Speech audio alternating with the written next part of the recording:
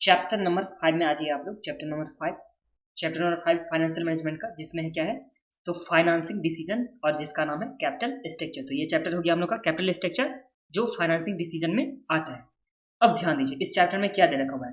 तो सबसे पहले चैप्टर ओवरव्यू का जब बात करूंगा, यहाँ पे चैप्टर ओवरव्यू दे रखा हुआ है, जिसमें क्या है हम लोग को कैपिटल स्ट्रक्चर डिसीजन पढ़ना है। जिसमें कैपिटल स्ट्रक्चर डिसीजन में क्या क्या पढ़ना है, तो यहाँ पे कैपिटल स्ट्रक्चर थ्योरी पढ़ना है। क्या पढ़ना है हम लोग को? Capital structure theory. इसमें कितने तरह का थ्योरी पढ़ना है, तो हम लोग को सबसे पहले पढ़ना है नेट इनकम अप्रोच, फिर ट्रेडिशनल अप्रोच, फिर नेट ऑपरेटिंग इनकम अप्रोच, उसके बाद Modigliani Miller MM approach, उसके बाद ट्रेड ऑफ थ्योरी, उसके बाद पैकिंग ऑर्डर थ्योरी। तो इस तरह से हम लोग को थ्योरी कितना पढ़ना हुआ, तो 1 2 3 4 5 6, तो 6 हम लोग को क्या पढ़ना है, कैपिटल स्ट्रक्चर थ्योरी पढ़ना है। उसके साथ यहाँ पे designing and optimal capital structure, तो किस तरह से ऑप्टिमल कैपिटल स्ट्रक्चर होगा वो भी हम लोग को इस चैप्टर में सीखना है। और उसके बाद EBIT और अर्निंग पर शेयर में इस दोनों का एनालिसिस भी हम लोग को सीखना है। तो ये तो हम लोग का चैप्टर ओवरव्यू हो गया। चैप्टर ओवरव्यू में कैपिटल स्ट्रक्चर डिसीजन में हम लोग को 2 पार्ट पढ़ना है। 2 पार्ट में एक हो गया कैपिटल स्ट्रक्चर थ्योरी, उसके बाद ऑप्टिमल कैपिटल स्ट्रक्चर डिजाइन करना, और उसके बाद अर्निंग EBIT और अर्निंग पर शेयर में इस दोनों का हम लोग को एनालिसिस करनी है इस चैप्टर में। तो चलिए एक बार लिख लेता हूँ, नहीं तो क्यों लिखिएगा, इस बुक में ही मार्किंग कर लीजिए कि ये हम लोग को पढ़ना है। अब आ जाइए, अब हम लोग को नेक्स्ट में क्या दे रखा हुआ है, यहाँ पे कैपिटल स्ट्रक्चर का मीनिंग दे रखा हुआ है। यहाँ पे कैपिटल स्ट्रक्चर का मीनिंग, कैपिटल स्ट्रक्चर क्या होता है ये आप लोग को समझा रहा था, ध्यान दीजिए। कंपनी के पास कितने तरह का सोर्स होता है जहां से पैसा रेज कर सकती है, तो देखिए सोर्सेस ऑफ फंड। तो कंपनी के पास कितने तरह का सोर्स होता है, सोर्स जहां से पैसा कंपनी रेज कर सकती है, तो ये हम लोग का पास सबसे पहले होता है इक्विटी शेयर कैपिटल, फिर क्या होता है प्रेफरेंस शेयर कैपिटल, और क्या होता है तो यहाँ पे डेब्ट होता है। तो कंपनी के पास 3 सोर्स हो गया, मेनली 3 सोर्स होता है, जो इक्विटी शेयर कैपिटल प्लस में प्रेफरेंस शेयर कैपिटल और क्या होता है डेब्ट होता है। तो कैपिटल स्ट्रक्चर में हम लोग क्या करने वाले हैं, तो कैपिटल स्ट्रक्चर में कि कहाँ कहाँ से पैसा आ रहा है, जैसे इक्विटी शेयर से आ सकता है, प्रेफरेंस शेयर से आ सकता है और डेब्ट से आ सकता है। इस तीनों में हम लोग को किस रेशियो में पैसा लेना है, किस रेशियो में पैसा लेना है, और यहाँ पे इक्विटी शेयर से हम लोग को कितना चाहिए, प्रेफरेंस शेयर से कितना लें और डेब्ट से कितना लें, कि यहाँ पे कंपनी का वेल्थ इंक्रीज हो। और कंपनी का वेल्थ इंक्रीज होने से का मतलब क्या हो गया कि इक्विटी शेयर होल्डर का वेल्थ इंक्रीज होगा, इक्विटी शेयर जिससे इंक्रीज हो जाए इक्विटी शेयर के प्राइस में। तो ये आप लोग समझ में आ गया। आगे आप लोगों को कि क्या, तो हम लोग को कैपिटल स्ट्रक्चर में पढ़ना है कि सोर्सेस ऑफ फंड 3 हो गया, जैसे इक्विटी शेयर कैपिटल हो गया, प्रेफरेंस शेयर कैपिटल हो गया और डेब्ट हो गया। अब तीनों में किस तरह से किस रेशियो में पैसा रेज करना है कि यहाँ पे इक्विटी शेयर का प्राइस इंक्रीज होगा, मतलब कंपनी का क्या वेल्थ इंक्रीज होगा, और शेयर होल्डर जो है इक्विटी शेयर होल्डर, तो उसका वेल्थ इंक्रीज होगा। ये हम लोग को सीखना है इस चैप्टर में कैपिटल स्ट्रक्चर में। तो एक बार इसका मीनिंग भी पढ़ लेते हैं, क्या दे रखा हुआ है यहाँ पे। तो capital structure is the combination of capital, तो यहाँ पे कॉम्बिनेशन ऑफ कैपिटल होगा, जिसमें इक्विटी शेयर हो सकता है, प्रेफरेंस शेयर हो सकता है और क्या हो सकता है डेब्ट हो सकता है, from different source of finance, जिसमें the capital of a company consist of equity share holder fund, उसके बाद प्रेफरेंस शेयर होल्डर, उसके बाद क्या बोला लॉन्ग टर्म एक्सटर्नल डेब्ट। तो यहाँ पे डेब्ट हो गया। The sources and quantum of capital is decided keeping in mind following factor. तो ये फैक्टर को कंसीडर करने के बाद हम लोग को कैपिटल स्ट्रक्चर में फंड को क्या करना है, रेज करना है, डिसाइड करना है कि कितना होना चाहिए इक्विटी शेयर कैपिटल, कितना होना चाहिए प्रेफरेंस शेयर कैपिटल और कितना होना चाहिए डेब्ट, जिससे मैक्सिमम से मैक्सिमम हो पाए share holder wealth. Share holder wealth मतलब इक्विटी शेयर का प्राइस यहाँ पे मैक्सिमम होना चाहिए। इसमें कंसीडर क्या क्या चीज करना है हम लोग को, तो इसमें कंसीडर करना है हम लोग को कंट्रोल को, फिर उसके बाद रिस्क को, और उसके बाद हम लोग को कॉस्ट को कंसीडर करनी है। तो ये हो गया हम लोग कैपिटल स्ट्रक्चर का। अब ध्यान दीजिए, इसे एक बार हम लोग अच्छे से समझते हैं कॉपी में। तो आ जाइए कॉपी में आप लोग, ये रहा हम लोग के पास। इसमें एक टेबल बनाइए सबसे पहले आप लोग, फिर मैं आप लोग को बता रहा हूं।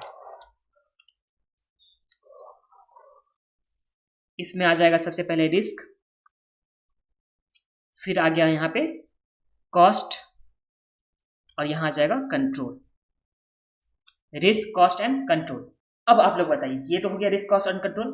अब इक्विटी शेयर के लिए बताइए, इक्विटी शेयर के लिए बताइए, और ये हम लोग कंपनी के व्यू पॉइंट से, यहां पे लिख देता हूं कंपनीज व्यू पॉइंट। तो कंपनी के व्यू पॉइंट से आप लोग हम लोग को बताइए कि एक तो हो गया सबसे पहले इक्विटी शेयर हो सकता है, सही से लिख देता हूं एक सेकेंड, इक्विटी शेयर कैपिटल,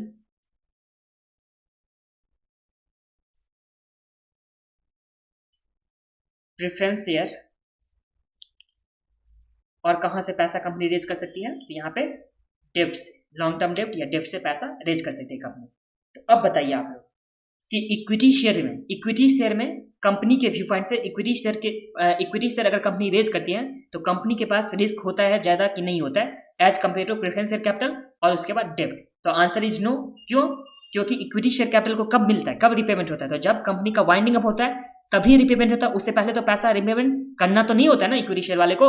तो इसलिए यहाँ पे रिस्क क्या होता है, तो रिस्क यहाँ पे हो गया लेस हो गया। तो ये समझ में आ गया आप लोग को कि रिस्क यहाँ पे क्या होता है, लेस होता है। कब? जब इक्विटी शेयर अगर कंपनी इशू करती है तो उस टाइम में कंपनी के लिए इक्विटी शेयर जब इशू करेगी तो रिस्क होगा लेस। और यही डेब्ट में तो हमेशा इंटरेस्ट देना होता है। कंपनी जैसे डेब्ट रेज करेगी सोर्सेस ऑफ फंड में, अगर डेब्ट रेज करती है कैपिटल के लिए तो उस टाइम में कंपनी को क्या होगा, तो कंपनी को चाहे प्रॉफिट हो या ना हो, उस टाइम में कंपनी को प्रॉफिट हो या ना हो क्या देना होगा, इंटरेस्ट देना होगा। तो कंपनी के लिए तो रिस्क ज्यादा है ना, तो यहाँ पे लिख दीजिए मोर और यहाँ क्या हो जाएगा मॉडरेट। ये समझ में आ गया ना। देखिए कंपनी अगर इक्विटी शेयर कैपिटल रेज करती है तो उस टाइम में कंपनी को पेमेंट कब करना होता है या डिविडेंड कब देना होता है, जब कंपनी का वाइंडिंग अप होगा तब। तो कंपनी के लिए तो कोई टेंशन ही है ना, तो उस टाइम में यहाँ पे इक्विटी शेयर में क्या हो गया, रिस्क लेस हो गया। अगर यही कंपनी डेब्ट रेज करती है तो उस टाइम में कंपनी का प्रॉफिट हो या कंपनी का प्रॉफिट ना हो उसे क्या देना होगा, तो उसे इंटरेस्ट देना होगा। तो यहाँ पे डेब्ट के टाइम में इंटरेस्ट देना होगा, इसलिए उस टाइम में कंपनी का रिस्क क्या हो जाता है, तो यहाँ पे मोर हो जाता है। तो ध्यान दीजिए अब इक्विटी शेयर के टाइम में कंपनी को रिस्क कम लगता है, इक्विटी शेयर के टाइम में कंपनी का रिस्क क्या होता है, कम होता है। तो उस टाइम में कॉस्ट क्या होगा इसका, तो कॉस्ट क्या होगा, हाई होगा। इक्विटी शेयर का कॉस्ट क्या होता है, हाई होता है। सबसे ज्यादा एक्सपेक्टेशन किसका होता है, इक्विटी शेयर होल्डर वाले को। तो यहाँ पे कॉस्ट हो गया कंपनी के लिए हाई। यही डेब्ट के लिए कॉस्ट क्या होगा, तो यहाँ पे डेब्ट के लिए कॉस्ट लो होता है और प्रेफरेंस शेयर में क्या होता है, मीडियम होता है या मॉडरेट, जो भी बोलना होगा बोल सकते हो। अब ध्यान दीजिए कंट्रोल किस टाइम में डाइल्यूट होता है, कंट्रोल किस टाइम में डाइल्यूट होता है, तो अगर इक्विटी शेयर इशू किया जाएगा, अगर शेयर इशू किया जाएगा तो उस टाइम में अगर बहुत सारा शेयर होल्डर आ जाएगा तो उस टाइम में कंट्रोल जो होगा कंपनी का वो कब डाइल्यूट होगा, तो कंट्रोल डाइल्यूट होगा इक्विटी शेयर के टाइम में। तो यहाँ पे डाइल्यूट लिख दीजिए, कंट्रोल कब डाइल्यूट हो गया, तो ये हो गया कब, जब इक्विटी शेयर कंपनी इशू करेगी तब। और यहाँ प्रेफरेंस शेयर में कभी कभी हो सकता है, तो कभी कभी हो भी सकता है और कभी कभी नहीं भी हो सकता है। कब कब होता है कंपनी में प्रेफरेंस शेयर के टाइम में यहाँ पे डाइल्यूट होता है, तो वो अगर 2 साल तक कंपनी डिविडेंड नहीं पे करती है, अगर क्या होता है कंपनी 2 साल तक डिविडेंड पेमेंट नहीं करती है किसका, प्रेफरेंस शेयर का, तो उस टाइम में कंपनी का जो होता है, कंपनी का क्या, तो कंट्रोल जो होता है वो डाइल्यूट हो जाता है। और कब कब और उसके बाद एक केस ऐसे था जब कंपनी लिक्विडेट होता है, तो उस टाइम में यहाँ पे प्रेफरेंस शेयर वाले को अधिकार आ जाता है, तो यहाँ पे कंट्रोल डाइल्यूट होता है। और प्लस में अगर प्रेफरेंस शेयर के फेवर में कोई डिसीजन नहीं होता है तो उस टाइम में भी यहाँ पे कंट्रोल को डाइल्यूट माना जाता है। तो उस टाइम में प्रेफरेंस शेयर होल्डर वाले का भी कंट्रोल क्या होता है, डाइल्यूट होता है। उससे पहले आप लोग को के लिए लाइट थोड़ा ऑन ज्यादा कर दें। तो ये हो गया हम लोग के पास, तो ये समझ में आ गया आप लोग को। अब देखिए अब डेप्ट के टाइम में डेप्ट इशू करने से कंपनी के पास, जो कंपनी अगर डेप्ट इशू करेगी तो कंट्रोल जाएगा, तो आंसर इज नो। तो डेप्ट के टाइम में कंट्रोल नहीं जाती है। तो ये आप लोग को टेबल समझ में आ गया कि किस तरह से कंसीडर करना है। जब कंपनी डेप्ट इशू करेगी, जब भी कंपनी शेयर इशू करे या डेप्ट इशू करे, मतलब कंपनी को चाहिए कैपिटल, कंपनी को क्या चाहिए, कैपिटल चाहिए। तो उस टाइम में यहाँ पे तीनों चीज को कंसीडर करने के बाद, जैसे फर्स्ट में क्या हो गया, रिस्क को कंसीडर, फिर कॉस्ट को कंसीडर करने के बाद एंड कंट्रोल को कंसीडर करने के बाद कंपनी पैसा रेज करेगी। और कैपिटल स्ट्रक्चर में हम लोग को ये पढ़ना है कि किस रेशियो में कंपनी पैसा रेज करें, कितना इक्विटी शेयर रखे, कितना प्रेफरेंस शेयर रखे और कितना डेप्ट रखे, जिससे कि इक्विटी शेयर होल्डर वाले का वेल्थ इंक्रीज हो पाए, कंपनी का वेल्थ यहाँ क्या हो जाए, इंक्रीज हो जाए। तो वो हम लोग को इस चैप्टर में पढ़ना है, जो कैपिटल स्ट्रक्चर का चैप्टर है, इसमें हम लोग को यही पढ़ना है। तो ये आप लोग को समझ में आ गया, टेबल भी आप लोग को समझ में आ गया होगा। अब आगे आ जाते हैं, आगे बढ़ जाते हैं। आगे क्या दे रखा हुआ है हम लोग के पास, ये तो पॉइंट आप लोग को समझ में आ गया। अब हम लोग के पास क्या दे रखा हुआ है, तो वैल्यू ऑफ फर्म दे रखा हुआ है। वैल्यू ऑफ फर्म के लिए फॉर्मूला क्या होता है, तो वैल्यू ऑफ फर्म के लिए फॉर्मूला है EBIT by overall cost of capital या weighted average cost of capital. तो ये हम लोग को फॉर्मूला लेना है।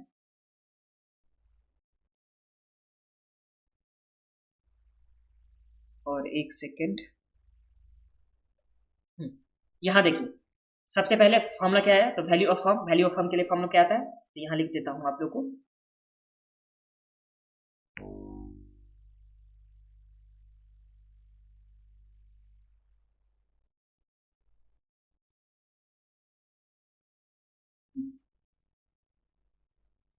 वैल्यू ऑफ फर्म,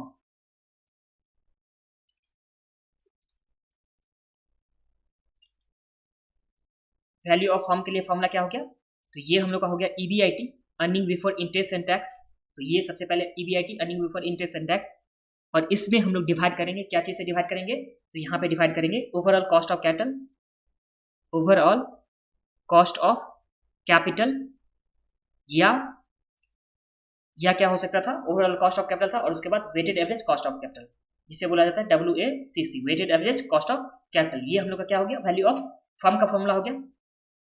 तो ध्यान दीजिए, वैल्यू ऑफ फर्म के लिए हम लोग को EBIT by weighted average cost of capital. अब हम लोग ओवरऑल कॉस्ट ऑफ कैपिटल या WACC कैसे निकालते थे, तो सबसे पहले हम लोग के पास जो भी होता था कॉस्ट होता था, और उस कॉस्ट में हम लोग वेट ऑफ जो भी दे रखा होता था सोर्स, उससे मल्टीप्लाई करके हम लोग क्या निकालते थे।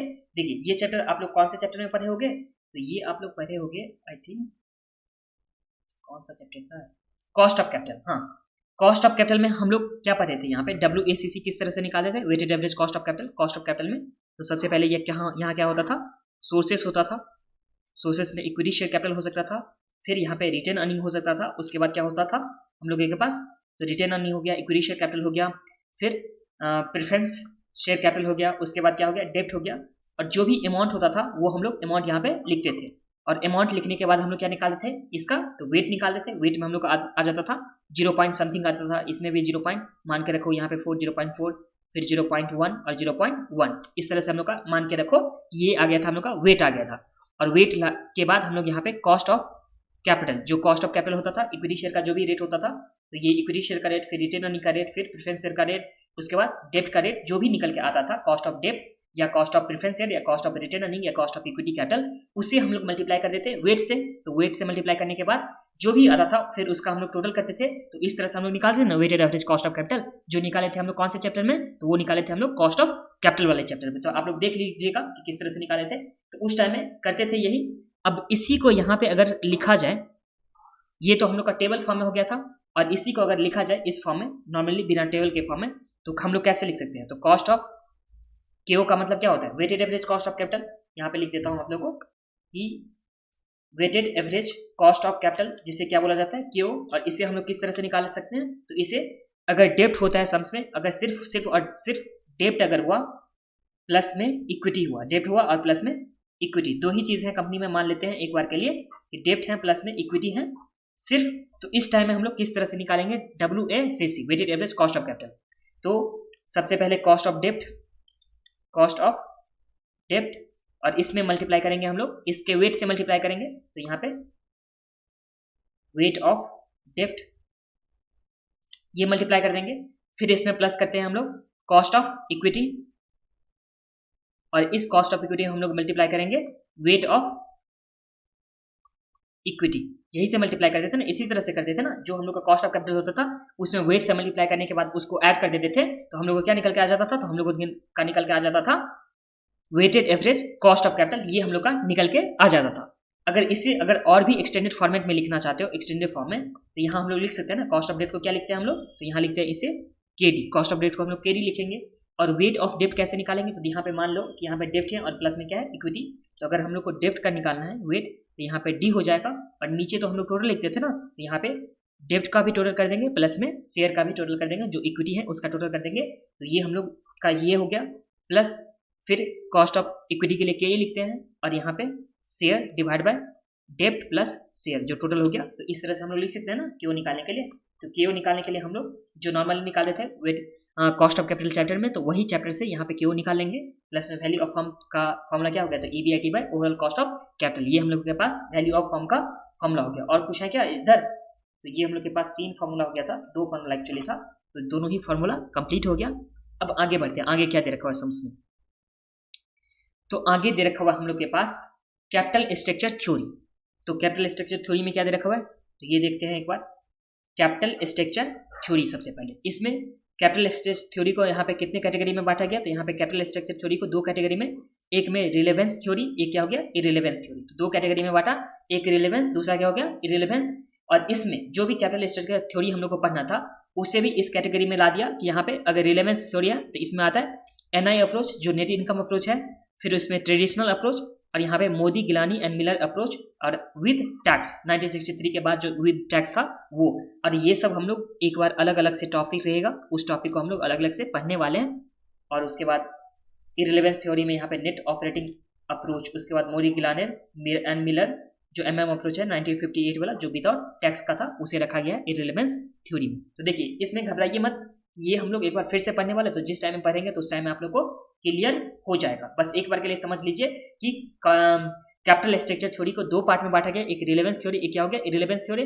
रिलेवेंस थ्योरी में कौन कौन था, तो यहाँ पे नेट इनकम था, फिर ट्रेडिशनल था, मोदी गिलानी एंड मिलर वाला था जो टैक्स वाला था, वो था रिलेवेंस थ्योरी में।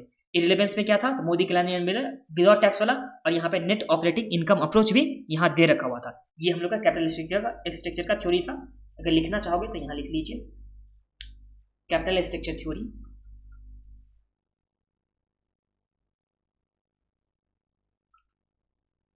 थ्योरी इसमें 2 पार्ट हो गया था, एक था रिलेवेंस और एक था रिलेवेंस और है एक रिलेवेंस। इररिलेवेंस, एक रिलेवेंस हो गया, एक इररिलेवेंस हो गया। इसमें सबसे पहला क्या था, नेट इनकम अप्रोच था। उसके बाद नेट इनकम अप्रोच के बाद हम लोग को क्या रखा था, ट्रेडिशनल थ्योरी, और उसके बाद था MM अप्रोच जो विद टैक्स वाला था। तो MM अप्रोच विद टैक्स का हो गया। अब इसके बाद जो इररिलेवेंस थ्योरी था, इररिलेवेंस थ्योरी में हम लोग को क्या क्या दे रखा हुआ था, तो इसमें हम लोग का था नेट ऑपरेटिंग इनकम अप्रोच, है ना, नेट ऑपरेटिंग इनकम अप्रोच। तो नेट ऑपरेटिंग इनकम अप्रोच, और यहाँ पे MM विदाउट टैक्स वाला है, विदाउट टैक्स जो 1958 का था, और ये हम लोग का था 1963 का। ये हम लोग का हो गया कैपिटल स्ट्रक्चर थ्योरी जिसमें रिलेवेंस था, एक क्या था इररिलेवेंस था। तो ये समझने में आप लोगों को कोई प्रॉब्लम नहीं है। अब आ जाते हैं आगे, देखते हैं।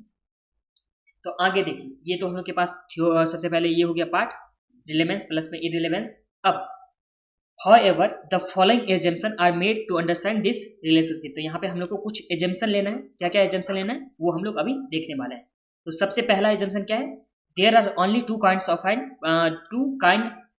Of fund used by firm, एक डेब्ट के रूप में और एक इक्विटी के रूप में। तो हम लोग को सबसे फर्स्ट एजम्पशन क्या लेना है कि सिर्फ ओनली कितना फंड है, तो यहाँ पे सिर्फ और सिर्फ 2 फंड है, जो एक डेब्ट है प्लस में एक क्या है इक्विटी है। इसे मार्किंग कर लीजिए, आप लोग मार्किंग करके रख लीजिए एजम्पशन ऑफ कैपिटल स्ट्रक्चर का। अगर एग्जाम में आता है थ्योरी पार्ट में तो आप लोगों को यही लिखना है कि एजम्पशन में सबसे पहले क्या हो गया कि सिर्फ और सिर्फ 2 ही फंड है जिसे यूज किया जा सकता है फर्म के द्वारा, एक डेब्ट हो गया, दूसरा क्या हो गया इक्विटी हो गया। फिर सेकंड पॉइंट में, ये तो हम लोग का फर्स्ट पॉइंट हो गया। अब सेकंड पॉइंट में देखते हैं, the total asset of the firm are given. तो जो भी टोटल एसेट होगा फर्म का वो दिया होगा। The degree of leverage can be changed by selling डेब्ट टू परचेज शेयर और सेलिंग शेयर्स टू रिटायर्ड डेब्ट। तो यहाँ पे अगर डिग्री ऑफ लेवरेज फर्म का चेंज होगा अगर जब सेल किया जाएगा डेब्ट को और प्लस में परचेज किया जाएगा और जब सेल किया जाएगा, तो उस टाइम में यहाँ पे डिग्री ऑफ लेवरेज चेंज होने वाला है। और फर्म में टोटल एसेट हम लोग के पास दे रखा होगा। तो ये हम लोग का सेकंड एजम्पशन हो गया। फिर थर्ड एजम्पशन में टैक्स आर नॉट कंसीडर, तो हम लोग को टैक्स को कंसीडर नहीं करना है। और आगे देखिए, जिसमें बोल दिया गया था मोदी गिलानी एंड मिलर में कि हम लोग को टैक्स विद टैक्स वाला, तो उसमें टैक्स हम लोग को करना ही है। बट अगर नहीं बोला जाएगा तो हम लोग को नॉर्मली जो एजम्पशन लेना है वो एजम्पशन ये लेना है, यहाँ पे टैक्स को कंसीडर नहीं करना है। फिर dividend pay out ratio is 100%। तो इस टाइम में डिविडेंड पे आउट रेशियो कि जो कंपनी कमा रही है वो डिविडेंड के रूप में बांट देगी। आगे सम्स में क्या दे रखा है, सम्स बोल रहा हूँ, ये तो थ्योरी पार्ट है। The firm total financing remain constant. तो यहाँ पे जितना फर्म का the firms total financing remains constant. तो जितना पैसा कंपनी रेज करना चाहिए वो सिर्फ वो क्या रहेगा, कांस्टेंट रहेगा कि कंपनी एक लिमिटेड पैसा रेज कर सकती है। फिर बिजनेस रिस्क इज कांस्टेंट। तो जो भी बिजनेस रिस्क होने वाला मतलब ऑपरेटिंग लेवरेज वाला, तो वो क्या होगा, कांस्टेंट होगा।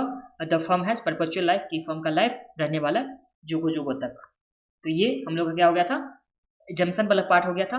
अब हम लोग नेक्स्ट वीडियो में देखेंगे जो हम लोग का फर्स्ट थ्योरी है जो है नेट इनकम अप्रोच। ओके, तो चलिए मिलते हैं नेक्स्ट वीडियो में।